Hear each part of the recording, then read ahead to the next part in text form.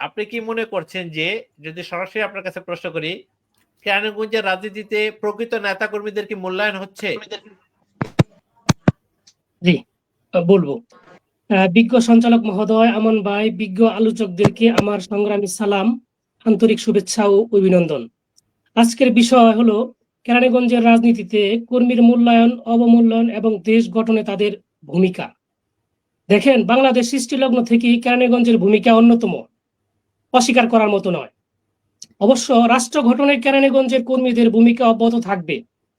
কেরানীগঞ্জের কর্ণধার, সাবেক ডাকসু ভিপি, এমপি, মন্ত্রী, চেয়ারপারসনের উপদেষ্টা, ঢাকা উত্তর বিএনপির আহ্বায়ক আমানুল্লাহ আমানের সুযোগ্য উত্তরসূরি বর্তমানে ব্যারিস্টার ইরফান ইবনে আমান ওমি তৃণমূল থেকে কর্মীদের মূল্যায়ন করবে।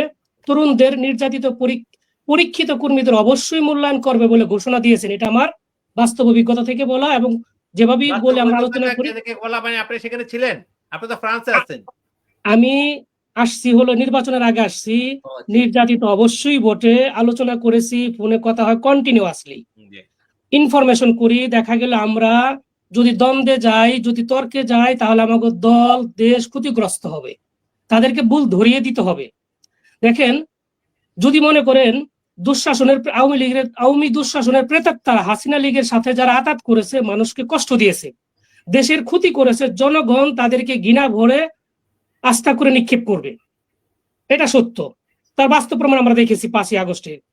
30 লক্ষ মামলা নিয়ে, 90 লক্ষ আসামি নিয়ে 17 বছর হিমালয়ের মতো দাঁড়িয়ে থাকা জিয়াউর রহমানের দল, খালেদা জিয়া, তারেক রহমানের দল, আমানুল্লাহ আমানু, ব্যারিস্টার উমির দল, বাংলাদেশ জাতীয়তাবাদী দল। দেখেন, আমি বাস্তব অভিজ্ঞতা থেকে একটা উদাহরণ তুলে ধরবো। আমি 2018 সালের নির্বাচনে আগে, সামান্য বেশি আগে নয়, আমি আমান ভাইকে ফোন দিয়েছি কর্মীদের জুলুম, অত্যাচার, নির্যাতনের কথা শেয়ার করার জন্য। আমান ভাই বলেছে অমুক এসেছে, তুমুকে এসেছে। আমি আরো 5-7 জনকে নাম বলেছি এরকম।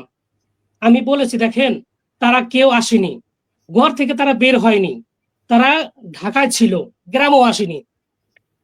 আওয়ামী লীগের আমলে তারাই এখন, তারা আওয়ামী লীগের সাথে আঘাত করে মানুষের জায়গা দখল করেছে, ঝগড়া করেছে, জুলুম করে ওয়াল নির্মাণ করেছে, সন্ত্রাসীদের মাধ্যমে ব্যবসা করেছে, ক্লাব করেছে, ওই ব্যক্তিগুলোই এখন দেখা যাচ্ছে ইনিয়ে বিনিয়ে তারা আবার আমান ভাইয়ের সাথে, ব্যারিস্টার উমির সাথে, এবং যারা তৃণমূলের দায়িত্বে আছে তাদের সাথে ঘেঁষতেছে। এই বিষয়গুলো যদি আমরা, যারা বিএনপির কর্মী ছিলাম এবং আছি, তাদেরকে ইনফরমেশন করতে হবে, এমন আমি করি ভাইয়া। ইফ ইউ ডোন্ট মাইন্ড, আমি অনেস্টলি আমান ভাইয়ের সাথে কথা বলেছি, ভাই এই বিষয় বৃত্তান্ত। আমান ভাই সরাসরি বলছে যে বা যারা করতেছে আমাকে দাও, নোটিফিকেশন করো, আমি ব্যবস্থা নিব। সেই হিসেবে উনি ব্যবস্থা নিবে। আমি গতকালকেও কথা বলেছি এই বিষয়গুলো, ইনফরমেশন হয়তো ভুলের ঊর্ধ্বে কেউ নয়। সোশ্যাল মিডিয়ার মাধ্যমে দেখতে পাচ্ছি যে আবেগে আপ্লুত হয়ে জাতীয় স্থায়ী কমিটির সিনিয়র নেতৃবৃন্দ মহোদয়গণ অন্য সিনিয়র নেতৃবৃন্দদের দোষারোপ করতেছে, কাদা ছোড়াছুরি করতেছে। এগুলো সবই অপ্রত্যাশিত, অনুভূত এবং দুঃখজনক। আমাদের দেশ এবং দলের জন্য খুবই ক্ষতিকর। এগুলো আমরা সুযোগ দিব না, কারণ সুযোগ দিলে দল ক্ষতিগ্রস্ত হবে, দেশ ক্ষতিগ্রস্ত হবে। ভারতীয় প্রেতাত্মারা আমাদের দেশ এবং দলকে ক্ষতি করবে।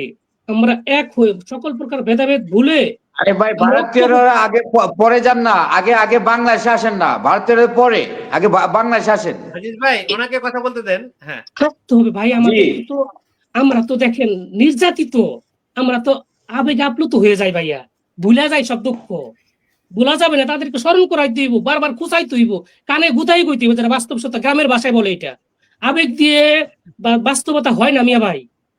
যদি আমি সত্যি করতে ভালোই বেঁচে থাকি, আমরা কাউর ক্ষতি করতে দিব না এই দলকে।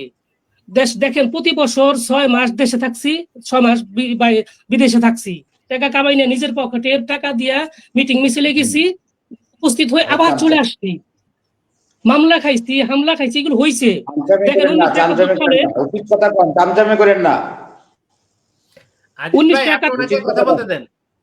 দেখেন, 1971 সাল স্বাধীনতার পরে কেরানীগঞ্জে আওয়ামী লীগের এমপি হয়েছে, জাতীয় পার্টির এমপি হয়েছে। উন্নয়নমূলক কি কাজ হয়েছে, কি হয় নাই, তা আমার বাচ্চা দাদারা সবাই বলতে পারবে, কিন্তু এমনকি আমরাও কিঞ্চিত বলতে পারবো। দেখেন, হযরতপুর 90 স্বৈরাচার এরশাদ পতনের পর এক তরুণ ছাত্র নির্বাচিত ডাকসুর ভিপি খেতের আইল, কাদায় নিমজ্জিত পথ, পড়াশোনার জন্য গামছা লুঙ্গিকে বইয়ের সাথী করে, সঙ্গী করে নিয়ে পায়ে হেঁটে মাইলের পর মাইল দূরে গিয়ে শিক্ষা গ্রহণ করতেন। কারণ কি, ওয়ার্ড গ্রামের মুরব্বীরা জানতো যে শিক্ষাই জাতির মেরুদণ্ড।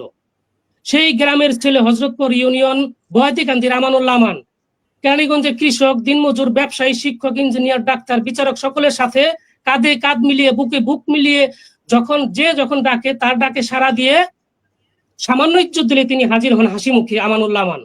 আমরা তাকে বিপুল ভোটে নির্বাচিত করে এমপি বানিয়েছি, মন্ত্রী বানিয়েছি, প্রধানমন্ত্রী খালেদা জিয়া, ভাইস চেয়ারম্যান তারেক রহমানের রাস্তার প্রতীক বানিয়েছি। তার প্রতিদানে তিনি আমাদেরকে কেরানীগঞ্জের শিক্ষা প্রতিষ্ঠান দিয়েছে, স্কুল, কলেজ, কারিগরি শিক্ষা প্রতিষ্ঠান, হাসপাতাল, রাস্তাঘাট, ব্রিজ, কারেন্ট, টেলিফোন লাইন, খেলার মাঠ। জনাব ওয়ালিউল্লাহ, আমরা আমান ভাইয়ের অবদানের কথা সবাই জানি। আমাদের 90 থেকে আমান ভাই কেরানীগঞ্জের ব্যাপক উন্নয়ন করেছেন, এই ব্যাপারে কারো সন্দেহ নেই, কেউ অস্বীকার করতে পারবে না এটা। আমাদের কেরানীগঞ্জের উন্নয়ন এসেছে আমান ভাইয়ের হাত ধরেই। আলোচনা করছি বর্তমান পরিপ্রেক্ষিত, বর্তমান পরিস্থিতি। আপনি এই বিষয়ে কথা বলবেন, আপনার কাছে আমি আসবো একটু পরে। যে আমি মাহবুব ভাইয়ের কাছে যাচ্ছি। মাহবুব ভাই, আপনার মাইকটা অন করতে হবে। জি মাহবুব ভাই, আমরা প্রায় মানে সবার কাছ থেকে শুনলাম বর্তমান পরিস্থিতিতে কারো পজিটিভ কথা, কারো নেগেটিভ কথা, কারো ক্ষোভ, কারো কষ্টের কথা। আপনি পুরো বিষয়টা খুব সংক্ষেপে বিশ্লেষণ করবেন। আসসালামু আলাইকুম রাহমাতুল্লাহ। আমান ভাই, আপনার মাধ্যমে যারা সবাই শুনছেন